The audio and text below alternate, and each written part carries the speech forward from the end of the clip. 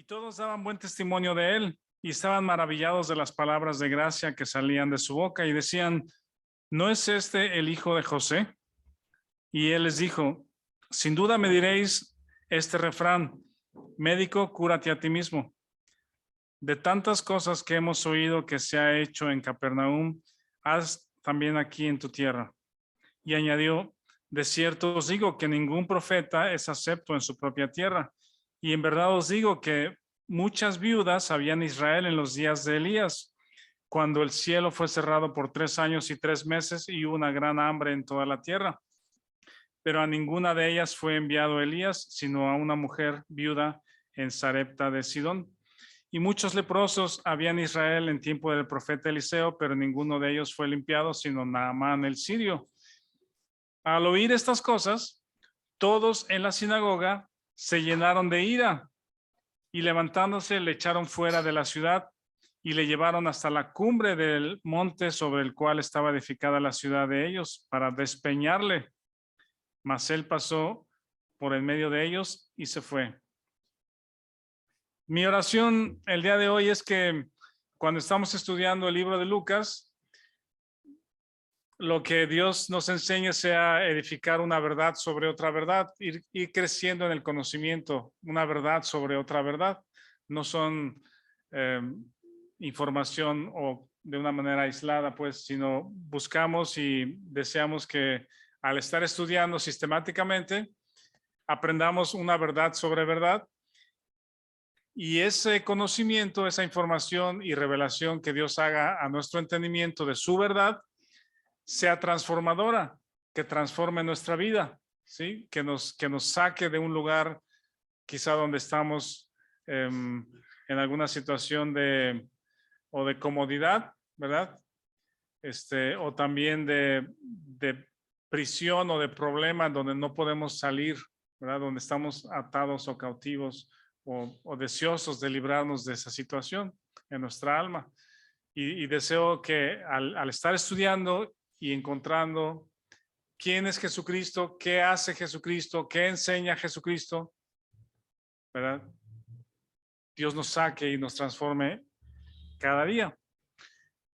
Piensen en un momento en el pasado, 700, no es cierto, sí, 700 años atrás, el territorio mexicano, lo que ahora es México, la República Mexicana, tenía varios imperios o varios pueblos, ¿verdad? Los que encontré, por ejemplo, si buscamos en el año 1320, que serían como hace 700 años, en el área norte-este, donde están Pico y Veracruz, esa zona estaban ahí los huastecos. En la zona centro-norte, por donde está San Luis, Zacatecas, en nuestro país actualmente, en esa área estaban los chichimecas. No sé si son familiarizados con esta información, pero es interesante. ¿Saben quiénes estaban en Occidente? Por ahí hay una taquería que lleva ese nombre. Los tarascos. Los tarascos ocupaban esta región de Occidente. Los mixtecas estaban en el sureste, allá Oaxaca, Chiapas, y en Yucatán la península estaba ocupado por Mayapán, el pueblo de Mayapán. Cuando el Señor Jesucristo enseña en las sinagogas, viene, de acuerdo a lo que mencionamos la semana pasada, de un tiempo donde fue tentado por Satanás, ¿verdad? Hablábamos de esa tentación como no es un encuentro entre iguales, ¿verdad? No es un encuentro entre dos personas del mismo peso, sino es Dios encarnado en Jesucristo y uno de muchos ángeles que fue el líder y se rebeló contra Dios y es enemigo de Dios. Y desde entonces busca destruir lo que Dios hace, busca adivinar quién es el Mesías prometido desde el Antiguo Testamento, porque él no sabe, ¿verdad? Cuando Dios dice estas palabras en Génesis 3:15, que la simiente de la mujer dará un golpe de muerte a la simiente de la serpiente, él no sabe quién es esa simiente. Entonces vemos a través del Antiguo Testamento es como una obsesión y una, ¿cómo se puede decir? Sí, tratar de saber quién es esa persona que va a derrotar a Satanás. Y entonces cuando Juan el Bautista dice aquí el Cordero de Dios que quita el pecado del mundo, y la voz del cielo que decía, este es mi hijo amado, en él tengo complacencia, entonces Satanás lo identifica también, sabe que el Mesías prometido del Antiguo Testamento es este Jesús. Y entonces busca a través de estos textos de la tentación en Lucas 4, destruir y someter a su dominio o bajo su dominio a este Mesías que viene, así como lo hizo con Adán. Adán resultó la cabeza de una raza caída y ahora este Jesucristo, que es, ahora entendemos que es cabeza de una nueva familia espiritual, trató de ser sometido y destruido por Satanás en esta tentación. No es un primer round, digamos, no es un primer encuentro entre los dos iguales y un primer round donde gana Jesús, sino es un intento donde el Señor tiene el control, ¿verdad? Jesucristo tiene el control de las circunstancias, de lo que sucede, pero sí está en el territorio del enemigo, ¿sí? Está hablando en términos de deportes, está de visitante, está en el ¿cómo se dice? Está en la cancha contraria, ¿no? ¿Sí? ¿Por qué? Porque Satanás sí es el príncipe de este mundo. Y él con toda razón le dijo, mira todos estos reinos. Y pensé incluso, no sé si hablar del reino animal, del reino vegetal y todos los que mencionamos. Están los chinos, están en América, están en Roma, está Faraón en Egipto. Todo es tuyo si postrado me adorares. Y él podía darlo porque él usurpó esa posición que Dios le dio a Adán, ¿verdad? Lo sometió bajo pecado y bajo muerte. Y entonces Satanás es el príncipe de este mundo y él puede darlo. Entonces por eso Jesucristo está en el estadio o en la cancha del enemigo. Y no solo eso, sino que también Jesús está en un cuerpo frágil, está en un cuerpo finito, el cuerpo en sí es finito, está ayunando, ¿verdad? Con hambre, está en el desierto, muy diferente al encuentro que hubo con Adán, con Eva y la serpiente, ¿verdad? En un huerto con comida, Dios ahí presente también, etcétera. Y entonces el Señor Jesucristo, con la mención de 3 textos del Antiguo Testamento, de Deuteronomio, con el poder de la palabra de Dios, y todavía tengo que averiguar por qué el Señor Jesucristo usa la ley, 3 textos de la ley para que Satanás lo dejara. Pero así sucedió por el poder de lo que Dios dice, fue que resistió la tentación, y dice, cuando el diablo hubo acabado todo, se apartó por un tiempo.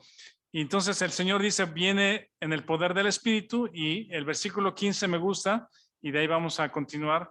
Dice, y enseñaba en las sinagogas de ellos, y era glorificado por todos. Las sinagogas. Literalmente la palabra sinagoga significa lugar de reunión. Es un lugar de una asamblea, es el lugar de una congregación. Esto pudiera ser, con esa definición, una sinagoga en el idioma hebreo. Es un lugar de reunión. No es propiamente una sinagoga, no es en esos términos, digamos, de los judíos, pero es un lugar de reunión. Eso es lo que significaba el término sinagoga. Era simplemente un lugar de reunión. Y era un lugar judío de adoración presidido por una comisión local de ancianos. Era necesario, bueno, el origen de las sinagogas, los estudiosos o los expertos dicen que posiblemente fue en el exilio babilónico, cuando destruyeron el templo de Jerusalén. No había donde reunirse para hacer sacrificios, y entonces los judíos empezaban a reunir en casas, en pequeños edificios, y de ahí surgió el término sinagoga. Y Ezequiel se le atribuye que fue uno de los que promovió o estableció este tipo de reuniones entre los judíos. Para poder fundar una sinagoga era necesario que hubiera 16 varones judíos, 16 varones para constituir un grupo de ancianos. Algunos dicen también que eran 3 los principales y uno el encargado o el ministro de la reunión, administrar la reunión o dirigir la reunión. Pablo en sus viajes misioneros encontramos que hay muchas ciudades donde encuentra sinagoga, tanto en los lugares cercanos como en Éfeso, Corinto, Tesalónica, como en los más lejanos, que es Chipre, Antioquía de Pisidia, Iconio, Berea. Podríamos ver un mapa, pero lo podemos ver la próxima semana en lugares más cercanos a lo que ahora es Grecia, ¿verdad? Los judíos se habían extendido. De hecho, había más judíos fuera de Galilea y de Judea. Había más judíos fuera del territorio que dentro de Galilea y Judea. No era controlado por los sacerdotes. Vean esto. Son datos bien interesantes porque las sinagogas no eran controlados por los sacerdotes, los levitas. Y entre paréntesis, ¿se acuerdan que hablamos de los saduceos? ¿Sí? Contra los fariseos. Eran controladas las sinagogas por los fariseos. No tenían que ver con los sacerdotes, sino eran judíos de renombre que enseñaban la ley de Moisés y ellos controlaban como laicos judíos las sinagogas, la función de las sinagogas. ¿Sí? En las sinagogas nunca se hacían sacrificios. El único lugar para hacer sacrificio era en el templo de Jerusalén, en el templo que fue reconstruido y ahora se llamaba Templo de Herodes. Era el único lugar donde se mataban animales para hacer el sacrificio y la expiación y el perdón de pecados. En las sinagogas no había sacrificios. Era destinado a la lectura de la ley, ¿sí? Abrían los rollos, leían la ley, leían los profetas y alguno de los personajes o de las personas autorizadas mostraba una enseñanza, daba una lección, una enseñanza al respecto de la ley. Con el tiempo se volvió un servicio un poquito más complicado, más elaborado, que llegó a ser una escuela o un tribunal para la administración de justicia para los que quebrantaban la ley. ¿Sí? En el Nuevo Testamento, bueno, ya mencioné que en el tiempo de Jesús había más judíos afuera que adentro, o que en la región de Judea y Galilea. Y actualmente hay algunas ruinas. Por ahí tengo unas fotos, si quieren luego se las pongo con más tiempo. Sinagogas que se han encontrado en ruinas en Capernaum. Déjenme leerles esto que está bien interesante.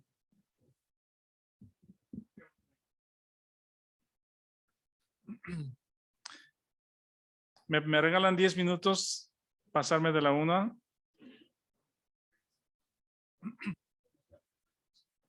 Si es menos, puede ser menos. Pero dice, fíjense en esto, escuchen. Es posible que el principal de la sinagoga le entregara el rollo del texto del Antiguo Testamento, de la Torah, a la persona elegida para la lectura, quien tal vez seleccionaba el pasaje que se leería. Tal vez él la seleccionaba o le daban una selección a leer. Más tarde se escogía una porción definida de los profetas para acompañar a cada parte asignada de la ley. A la persona encargada de la lectura de los profetas se le llamaba el despedidor o el que despide, porque esta lectura, junto con las observaciones y las exhortaciones que le acompañaban, constituía la parte final de la sección principal del servicio, que era el estudio o la investigación del texto. Un sermón predicado por el lector de la porción de los profetas o algún otro miembro de la congregación. Mientras los que leían la ley y los profetas lo hacían de pie, los que predicaban el sermón se sentaban en un asiento especial. ¿Sí? ¿Ven esto? El que leía estaba de pie y el que predicaba el sermón o daba la enseñanza estaba sentado en un lugar especial. Dice cerca de la mesa de la lectura. Y a ese momento se le conocía como la cátedra de Moisés. Sí, que lo encontramos también en Mateo, que se le menciona a ese momento o a ese evento, la cátedra de Moisés. Dice, sus observaciones por lo general se basaban en la lectura de los profetas. Esto creo que ya lo dije. Por lo común se honraba a las visitas, ¿saben esto? Por lo común se honraba a las visitas invitándolas a dar el sermón. Pablo a menudo aprovechó este privilegio para predicar el evangelio. ¿Se acuerdan que Pablo iba por ciudades y como era un visitante, un fariseo visitante, le daban el privilegio de participar en hacer el sermón? Ya luego cuando se daban cuenta que era el que perseguían desde Jerusalén, entonces ya también lo echaban y lo perseguían, pero hasta que no se daban cuenta quién era, lo dejaban hablar. Bueno, dice el versículo 15, y enseñaba en las sinagogas de ellos. La pregunta enseguida es, ¿qué enseñaba? ¿Verdad? Si tenía la oportunidad, como todo judío a su edad, de sentarse, es porque él, habíamos visto desde los 12 años, ya se había quedado, por eso se quedó perdido en Jerusalén, porque se quedaba en el templo preguntando y le hacían preguntas y todos se admiraban de lo que decía y de lo que hablaba Jesús. Pues imagínense o pensemos ahora de los 12 a los 30 años, era una persona conocida y familiarizada en el ambiente del templo y de las sinagogas. Y por eso no tenía problema para que fuese invitado o participara en las sinagogas a dar lectura a la ley o a los profetas, ¿verdad?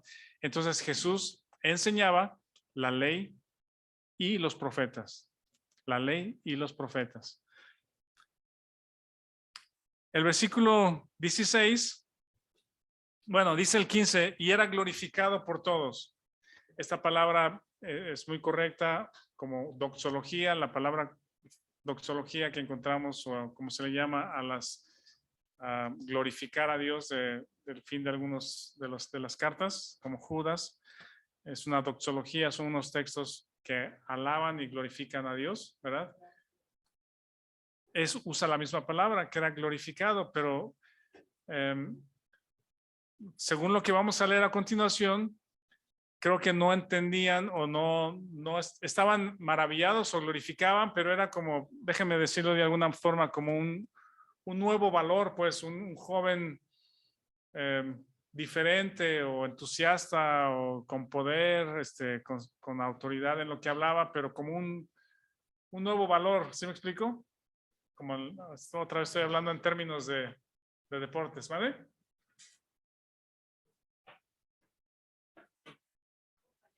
Un nuevo talento, por ahí algo así, que era sorprendente por eso, ¿verdad?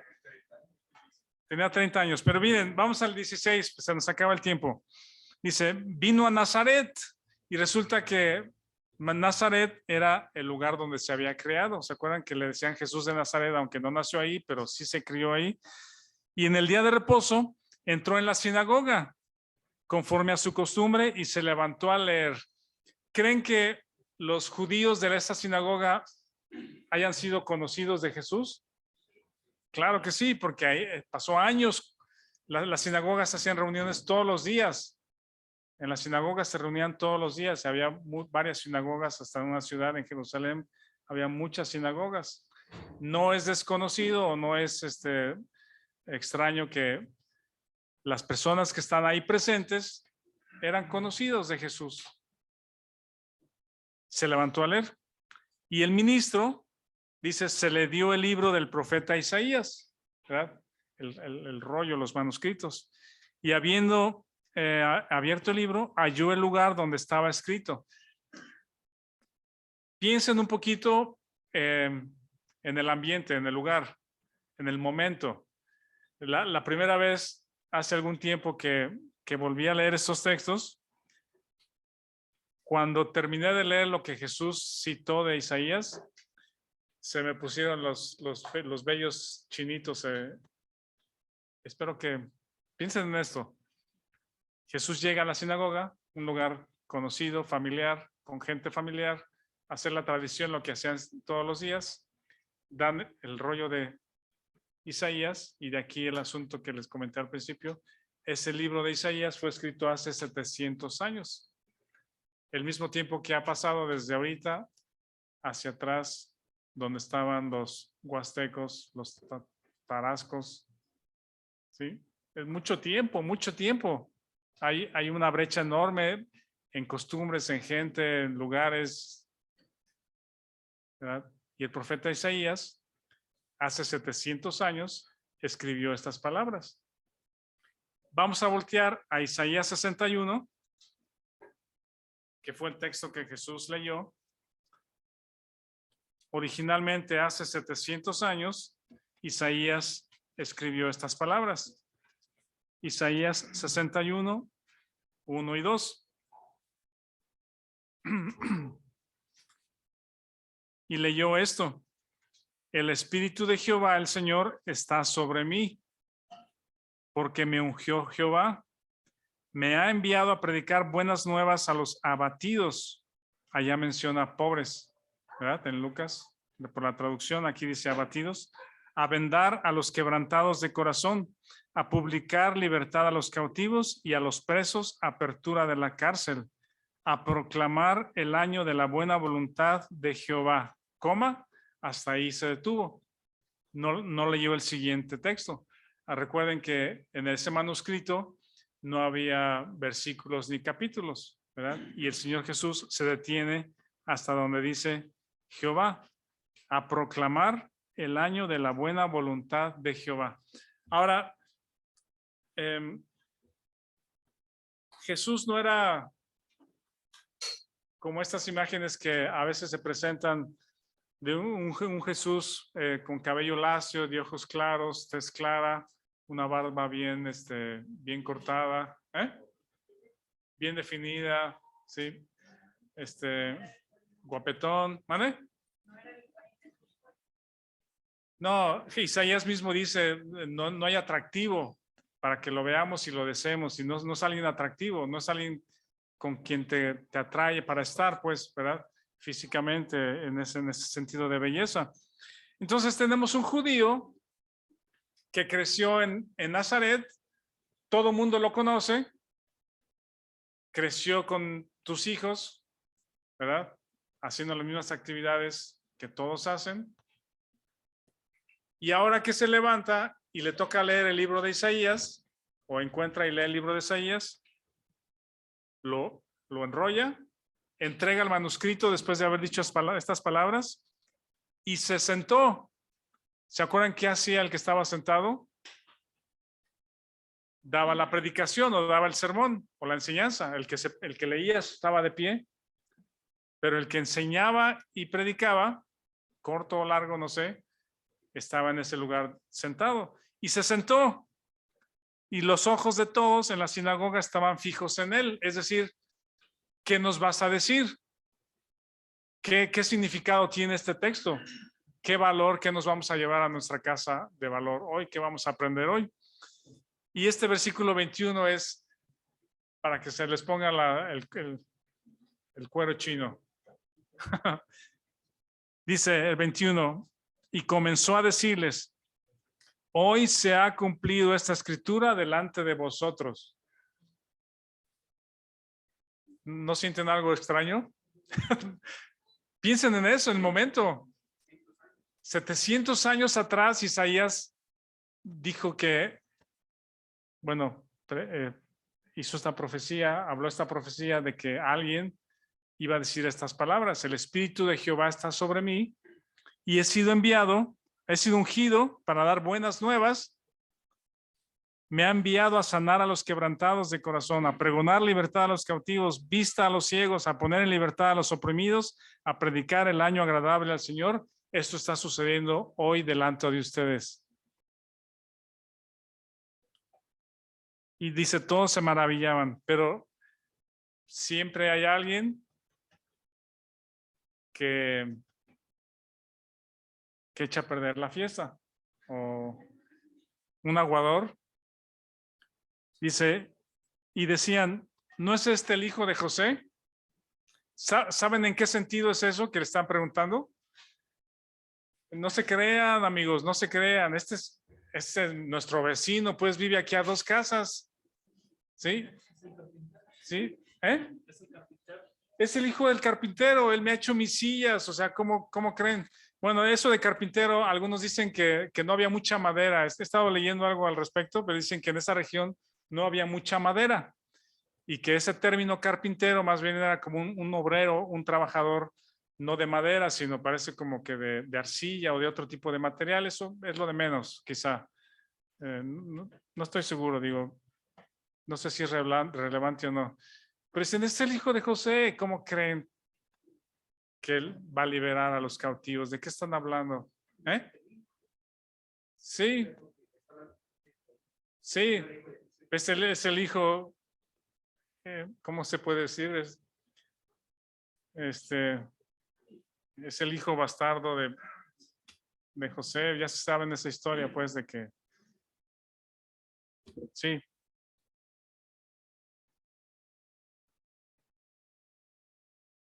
Y Jesús continúa con algo bien interesante. Dice, pues este se ha criado con nosotros, o sea, no es posible que le esté cumpliendo esta profecía. No es el Mesías, pues, no es el Mesías, ¿verdad?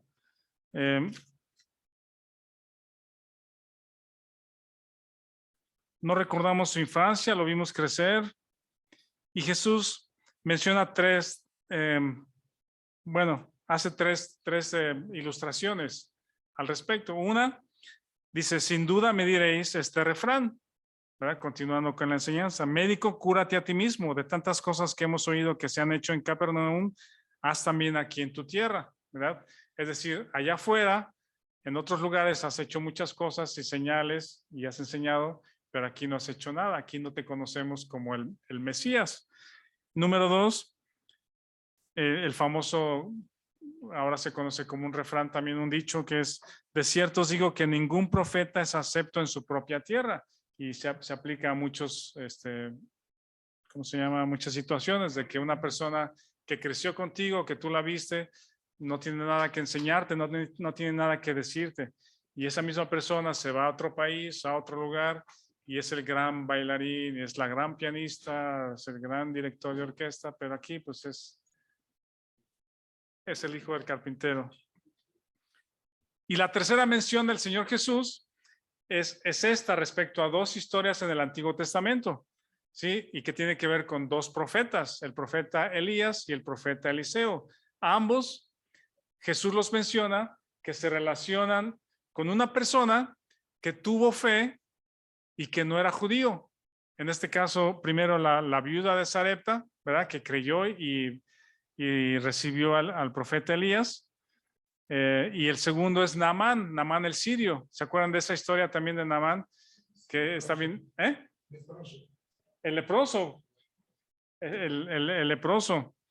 Y de hecho, esa historia deberíamos de leerla. Yo creo que la podemos leer la próxima semana porque Jesús está haciendo el énfasis en la fe, no en el origen, no en la tradición y tu cultura, sino en la fe. Y esta mujer de Sarepta y este Naamán creyeron, ¿sí? En lo que el profeta le dijo, Eliseo, le dijo, pues, báñate 7 veces y tu lepra se va a limpiar. Y fue como que a regañadientes, dice, pues yo tengo mejores ríos ni siquiera recibió al siervo, ¿se acuerdan de esa historia? Y Elías parece que nada más le dijo, dile que se bañe 7 veces allá y le mandó decir, ni siquiera lo salió a recibir el gran sirio Naamán. Pero el asunto es que tiene que ver con la fe. Jesús hace énfasis en la fe, de que ustedes no están creyendo lo que dijo el profeta Isaías acerca de mí, ¿sí? Al oír estas cosas, todos en la sinagoga se llenaron de ira. ¿Cómo pasan de glorificar a este joven talento, joven maestro de las escrituras? ¿Cómo pasan de glorificarlo a irritarse y estar airado contra él? Y de hecho parece que lo agarran, pues, y se lo echaron fuera de la ciudad, lo llevaron hasta la cumbre y lo querían tirar, lo querían matar ahí, tirar, aventar ahí para que se muriera. ¿Cómo pasan de ese escenario de glorificarlo a querer matarlo? ¿Por qué? Porque les dañó el orgullo. Nadie quiere que te digan, o nadie quiere que le digan que eres incrédulo, que no crees. Jesús eso es lo que les estaba diciendo. ¿Esta es la escritura hoy se está cumpliendo delante de ustedes y son tan incrédulos como el peor incrédulo. No lo están creyendo. No saben que están ciegos. Y de hecho, quiero terminar mencionando estas 4 cosas, 5 cosas que este ungido de Jehová venía a hacer. ¿Sí? Ahí están en el versículo 18. Dice, por cuanto me ha ungido para dar buenas nuevas a los pobres. ¿Sí? Traía una gráfica, pero por el tiempo me la voy a brincar y la ponemos la próxima semana, si Dios permite. Allá decía en Isaías, buenas nuevas a los abatidos.